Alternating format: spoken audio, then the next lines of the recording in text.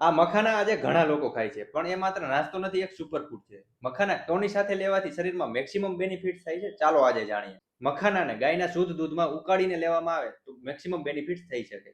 મખાના એ વાતપિત્ત શાંત કરનાર અને દૂધ સ્નિગ્ધ, ઠંડુ અને ધાતુ પોષક હોય છે. આ મખાનામાં રહેલા કેલ્શિયમ અને ફોસ્ફરસ દૂધ સાથે મળીને હાડકાની મજબૂતીને વધારે છે અને શરીરમાં રહેલી કમજોરીને દૂર કરવા અને હાડકાની જકડનને દૂર કરવામાં મદદ કરે છે. આ મિશ્રણ તમારા હૃદય અને આર્ટરીઝ માટે પણ ફાયદાકારક છે. તેમાં રહેલું મેગ્નેશિયમ તમારા બ્લડ પ્રેશરને નેચરલી રીતે કંટ્રોલ કરે છે અને બેડ કોલેસ્ટ્રોલને ધીમે ધીમે દૂર કરવામાં મદદ કરે છે. દૂધ સાથે મળેલા મખાના એ પાવરફુલ એન્ટીઓક્સિડન્ટ તરીકે વર્તે છે, જે શરીરમાં રહેલા ટોક્સિક એલિમેન્ટ્સને બહાર કાઢે છે.